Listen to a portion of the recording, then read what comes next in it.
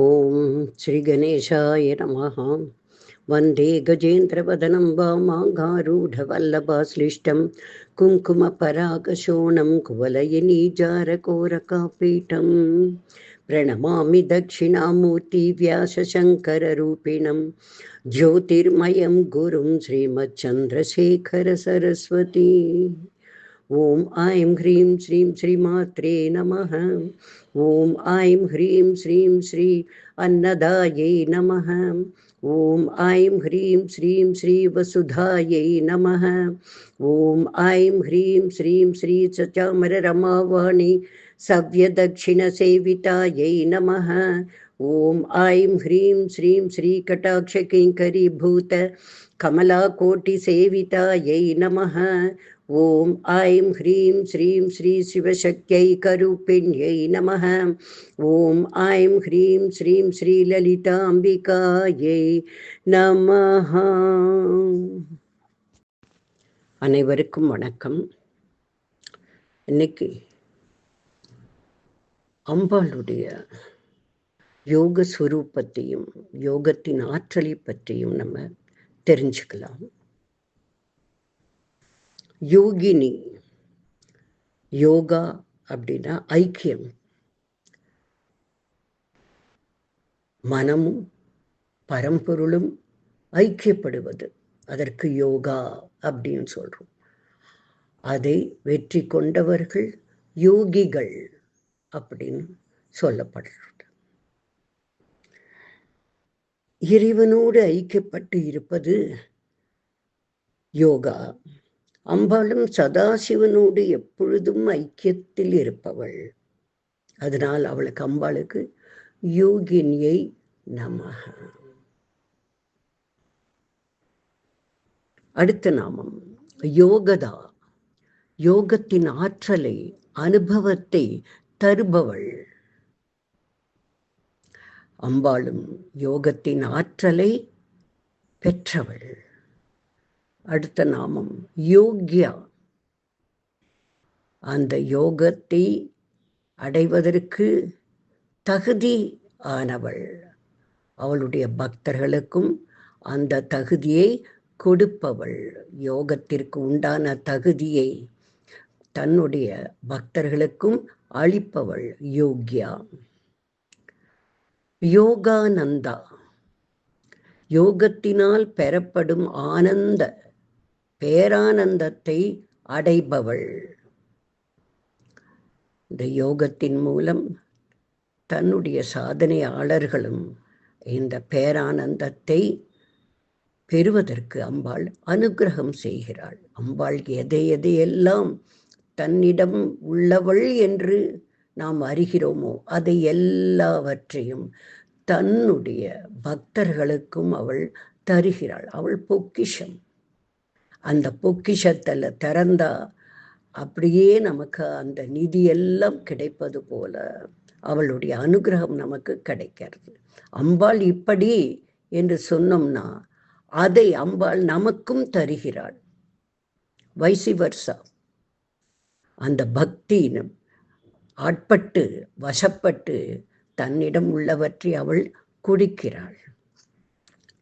யோகானந்தா, யோகத்தினால் பெறப்படும் ஆனந்தத்தில் சதா இருப்பவள். அந்த யோகத்தினால் வரும் தன்னுடைய பக்தர்களுக்கும் அந்த ஆனந்தத்தை அளிக்கிறாள். யுகந்தரா, யுகங்களை சிருஷ்டிப்பவளாக, அவற்றை தாங்குபவளாக, நடத்துபவளாக இருப்பவள் யுகந்தரா. கிருத்த யுகம், திரேதா யுகம், துவாபர யுகம், கலியுகம் என்று 4 யுகங்கள் உள்ளன அல்லவா? பல கோடி கோடி வருடங்களாக சுழன்று இந்த 4 யுகங்களும் வந்து கொண்டிருக்கிறது. அதை தரா தாங்குகிறாள். ஆக இந்த யோகினியை, யோகதாயை, யோகியாயை, யோகானந்தாயை, இந்த 4 நாமாக்களும் ஒன்றுக்கொன்று தொடர்புடையதாக இருக்கிறத நம்ம பார்க்கிறோம். யோகினினா யோக ஸ்வரூபமானவள், யோகதாயினா யோகத்தை தரக்கூடியவள், யோகியாயினா யோகத்திற்கு தகுந்தவள், யோகா நந்தாயை யோகத்தினால் முடிவில் அடையப்படும் ஆனந்தத்தை இருப்பவள், ஆனந்தத்தை தருபவள். ஆக இந்த 4 நாமாக்களும் ஒரு தொகுப்பு. இது என்ன கூறுகிறது? யோக சுரூபமான அம்பாள், யோகத்தின் ஆற்றலை தருபவள், யோகத்திற்கு தகுதி உடையவராய் நம்மை செய்து அந்த யோகத்தினால் அடையும் ஆனந்தத்தையும் தருகிறாள். ஆக யோகா என்றால் ஐக்கியம், அதாவது ஜீவனுக்கும் பரமாத்மாவுக்குமான ஐக்கியத்தை தருபவள், அதன் ஆனந்தத்தை முடிவில் தருபவள். யோகானந்தாயை நமஹ. அடுத்த நாமா இச்சா சக்தி, கிரியா சக்தி, ஞான சக்தி. இச்சா என்றால் விருப்பம், கிரியா என்றால் செயல், ஞானம் என்றால் மேலான அறிவு. லலிதாம்பிக்கு இந்த 3 விதமான சக்தி ஸ்வரூபமாக இருப்பதை இந்த நாமம் தெரிவிக்கிறது. ஒரு காரியத்தை செய்ய வேண்டும் என்றால் அதை செய்ய மனதில் ஒரு ஆசை, ஒரு இச்சை வர வேண்டும். அடுத்து இதை செய்யும் நோக்கம் என்ன? இறுதியாக அடையக்கூடியது என்ன? எதை அடைய வேண்டும்? அதன் பலன் என்ன என்பதை ஆராய்ந்து அறிவது ஞானமாகும். இதற்கு இடையில் அந்த காரியத்தை செய்ய வேண்டும், அது செயல். கிரியா, காரியத்தில் இறங்க வேண்டும், கிரியா. இப்படி மனதில் இச்சையாக செயலாற்றும் பொழுது கிரியாவாக முடிவில் அடையப் போகும் அறிவாக ஞானமாக இருப்பவள் அம்பாள். அவளே ஆசையை தோற்றுவிக்கிறாள், அவளே செயல்படுகிறாள், அவளே அதன் அறிவாகவும் இருக்கிறாள். உதாரணத்துக்கு, படிக்க வேண்டும் என்று மனதில் தோன்றினால் அது இச்சாசக்தி. படிப்பது என்பது கிரியாசக்தி. அடுத்தது அதன் கடைசியாக அதனால் பெறுவது அறிவு, அதாவது ஞான சக்தி. இம்மூன்றுமாக இருப்பவள் அம்பாள். இச்சா என்பது இயற்கையாக மனதில் ஏற்படக்கூடிய தூண்டல். கிரியா சக்தி என்றால் உருவாக்கும் திறன். ஞான சக்தி என்றால் உயர்ந்த மேலான அறிவு பெறுவது. ஆக இவை அனைத்துமாக அம்பாள் இருக்கிறாள். யா தேவி சர்வபூதேஷு சர்வசக்தி ரூபேன சம்ஸ்திதா. நமஸ்தஸ்யை நமஸ்தஸ்யை நமஸ்தஸ்யை நமோ நமஹ. அடுத்த நாமம் சர்வாதாரா, சர்வத்தையும் தரிப்பவள். அதாவது சர்வமும் அவளிடமே இருக்கிறது, அவளே அனைத்துக்கும் ஆதாரம். சர்வதாராயை நமஹ. சுப்ரதிஷ்டா, சு பிளஸ் பிரதிஷ்டா, ஸ்திரமாக இருப்பவள். அனைத்திற்கும் ஸ்திரமாக ஆதாரமாக இருப்பவள். மூல பிரகிருதி ஸ்திரம், அண்டங்களில் சஞ்சரிக்கும் அத்தனை லோகங்களும் ஸ்திரம், சூரிய சந்திரர்கள் ஸ்திரம், கோள்கள் ஸ்திரம், பூமி ஸ்திரம். இப்படி லோக சிருஷ்டிகளை படைத்தவள் அதற்கு உறுதியாக ஸ்திரமான சக்தியை அளித்து கொண்டு தன்னை அவற்றுள் பிரதிஷ்டை செய்து கொண்டிருக்கிறாள். சுப்ரதிஷ்டாயை நமஹாம். அடுத்தது சதசத்ரூப தாரிணி.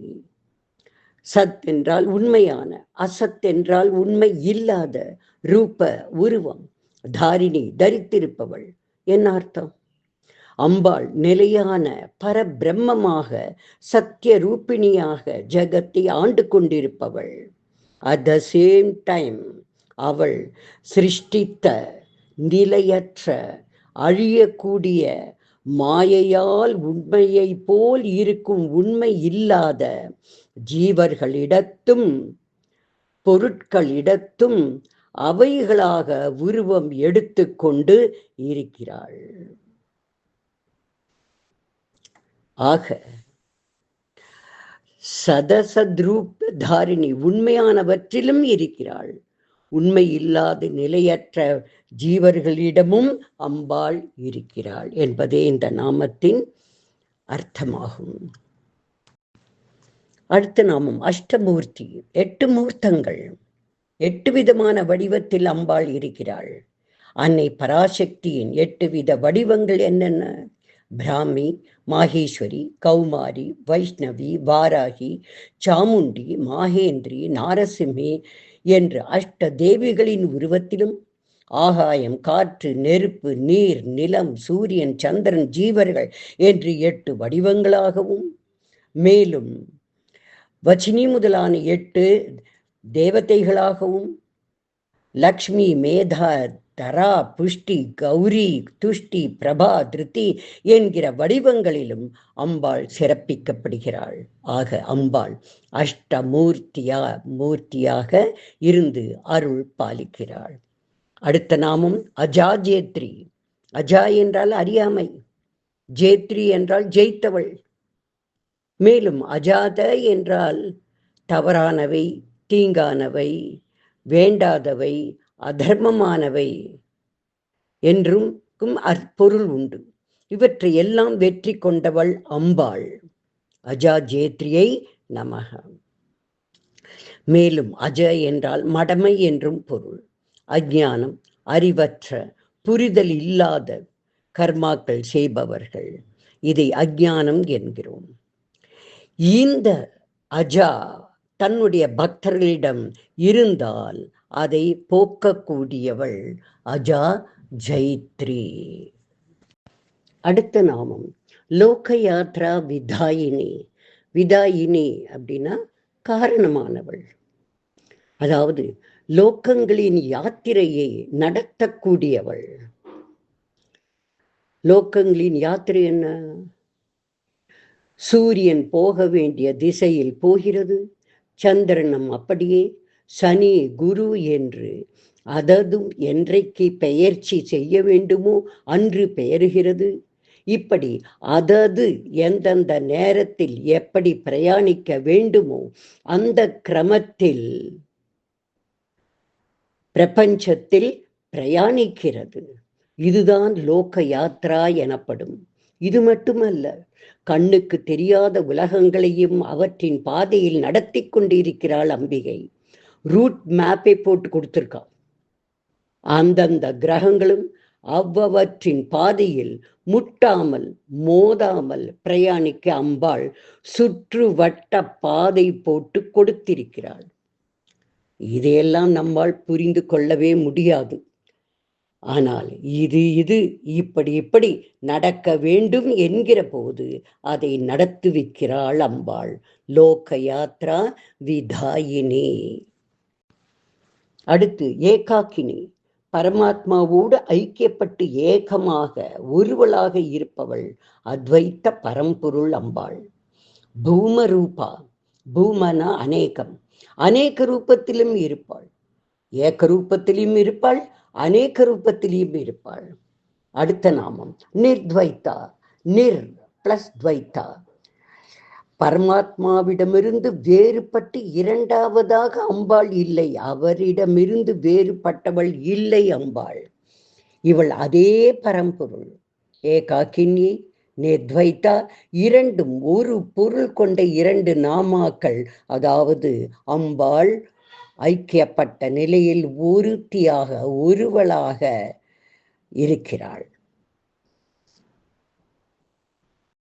அடுத்த நாமம் துவைத்த வர்ஜிதா. பரமாத்மாவிடமிருந்து பிரித்து அம்பாள் வேறு, பிரம்மம் வேறு என்று பிரிக்க முடியாதவள். துவைத்த வர்ஜிதா. இரண்டாவதாக அவள் இல்லை. துவைத்தம்னா 2. ஆக இந்த 3 நாமாக்களும் ஏகாக்கினி, நிர்த்வைத்தா, துவைத்த வர்ஜிதா கூறும் தத்துவம் யாதெனில் அம்பாள் ஒருவளே. இந்த பிரபஞ்சத்தை சிருஷ்டித்தவள், ஆண்டு கொண்டிருப்பவள், அவளே பிரம்மம். அவளே ஆதி மகஸ் என்று பாலேல நாராயண நம்பூதிரி கூறுகிறார். அதாவது ஆதியில் இருந்தது ஒன்றுதான்.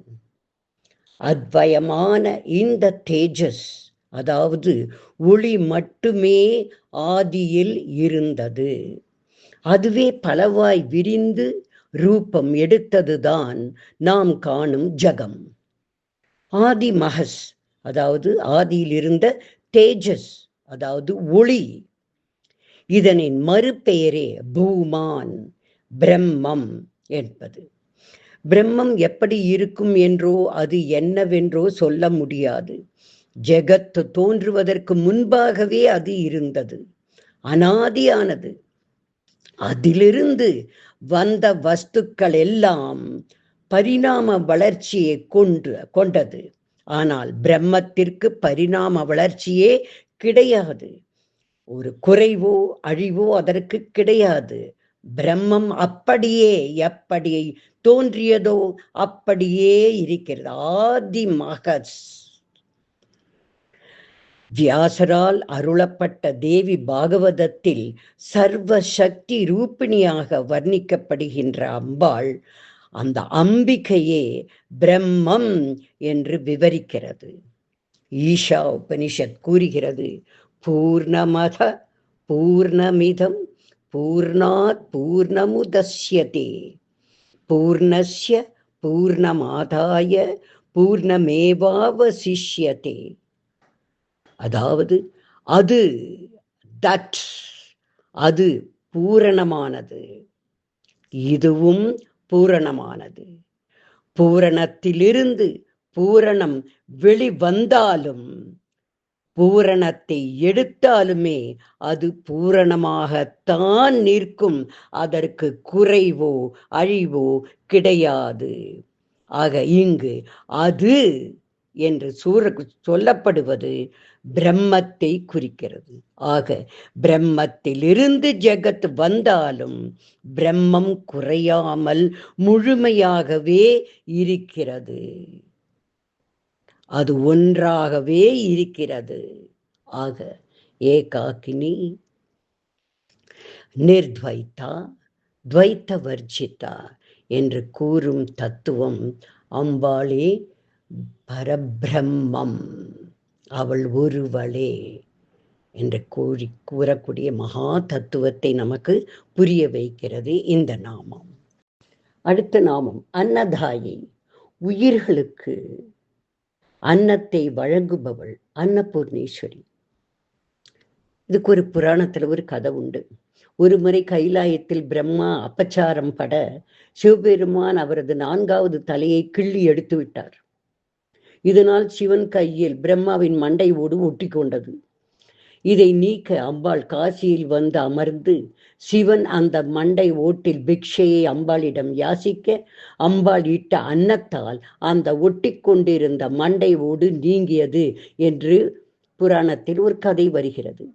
காசியில் அமர்ந்திருக்கும் அன்னபூர்ணியைத்தான் நாம் அன்னபூர்ணே சதாபூர்ணே சங்கர பிராணவல்லபே ஞான வைராக்கிய சித்தியர்த்தம் பிக்ஷாம் தேஹீச்ச பார்வதி அப்படின்னு நம்ம பிரார்த்தனை செய்கிறோம். ஸோ அன்னதாயை நமக. அடுத்த நாமம் வசுதா, செல்வம் ஐஸ்வர்யத்தை அருள்பவள். அபிராமி பட்டர் பாடுறாரே தன்னுடைய 69வது பாடல்ல, தனம் தரும் கல்வி தரும் ஒரு நாளும் தளர்வரியா மனம் தரும் என்று பாடிக்கொண்டே போய் கடைசியில நல்லன எல்லாம் தரும் அபிராமி கடை கண்களே என்கிறார். வசுதாங்கிறதுக்கு பியூட்டிஃபுல் டெஃபினேஷனை கொடுத்துட்டார் அபிராமி பட்டர். ஆக ஜீவர்களின் வாழ்விற்கு எதெல்லாம் தேவையோ அதை குறைவின்றி அருள்பவள் வசுதா. ஓம் வசுதாயை நமகாம். விருத்தா, விருத்தா என்பது வயது முதிர்ந்தவர்களை குறிக்கும் சொல். ஆனால் அம்பாளின் திருநாமமாக வரும் இதன் பொருள் அம்பாள் மூத்தவள், புராதனமானவள், முதன்மையானவள் என்பதாகும். ஓம் விருத்தாயை நமக. அதாவது ஆற்றலில் உயர்ந்தவள், ஆற்றலில் முதிர்ந்தவள், பழமைக்கு பழமையாக இருப்பவள். ஓம் விருத்தாயை நமக. அடுத்த நாமம் பிரம்மாத்மைக்க ஸ்வரூபிணி, பிரம்ம ஆத்ம ஐக்கிய, பரபிரம்மத்தோடு ஐக்கியமானவள், ஐக்கிய வடிவம் உடையவள். இதுதான் அம்பாளின் ஸ்வரூபம். பரம்பொருளோடு ஐக்கியமாகி இருக்கக்கூடியவள் பிரம்மாத்மைக்க ஸ்வரூபிணி. அடுத்த நாமம் பிரகதி. அப்படின்னா பிரம்மாண்டமானவள், அளவற்றவள். அடுத்த நாமம் பிராமணி, பிரம்ம தத்துவமாக இருப்பவள். அடுத்த நாமம் பிராமி, பிரம்மாவின் படைப்பாற்றலின் சக்தியாக இருப்பவள். பிரம்மானந்த, பரபிரம்மத்தோடு ஐக்கியமான ஆனந்தத்தை தருபவள், அந்த ஆனந்தத்தில் திளைத்திருப்பவள். பலிப்பிரியா, பலினா படையல், நெய்வேத்தியங்கள், காணிக்கைகள் என்ற பொருளில் வருகிறது இந்த நாமம். ஒவ்வொரு யாகத்திலும், யஜ்ஞத்திலும், பூஜையிலும் அளிக்கப்படும் நைவேத்தியத்தை ஏற்பவள், ஆகுதிகளை ஏற்பவள் பலிப்பிரியாயை நமக. அடுத்த நாம பாஷா ரூபா, அனைத்து மொழிகளின் வடிவமாக இருப்பவள். ஒரு மொழியால் தான் ஞானமும் அறிவும் கிடைக்கும். அம்பாள் அந்த மொழி வடிவமானவள். அதாவது ஒரு சொல்லும் அதன் பொருளும் பிரிக்க முடியாதவை. சொல்லையும் பொருளையும் தனித்தனியாக பிரிக்க முடியாது. இரண்டும் சேர்ந்தால்தான் அறிவிற்கு இன்ன பொருள் என்று புரியும். இது மகத்தான சிவசக்தி ஐக்கிய தத்துவத்தை காட்டுகிறது. சிவம் வேறு, சக்தி வேறு அல்ல. எப்படி சொல் வேறு, பொருள் வேறு அல்ல என்பதை போல் சிவசக்தி ஐக்கியம் என்பது சொல்லும் பொருளும் ஐக்கியமானது போல். எனவே அம்பாளின் திருநாமம் பாஷா ரூபா என்பது மொழியின் உருவத்தில் அம்பாள் இருக்கிறாள் என்பதும் சிவசக்தி ஐக்கிய தத்துவத்தையும் காட்டக்கூடிய திருநாமம் பாஷா ரூபா. ஓம் பாஷா ரூபாயை நமக. பூர்ணமத பூர்ணமிதம் பூர்ணாத் பூர்ணமுதச்யதே பூர்ணஸ்ய பூர்ணமாதாய பூர்ணமேவாவசிஷ்யதே. ஓம் சாந்தி சாந்தி சாந்தி. ஹரிஹி ஓம். நாராயணாயேதி சமர்ப்பயாமி.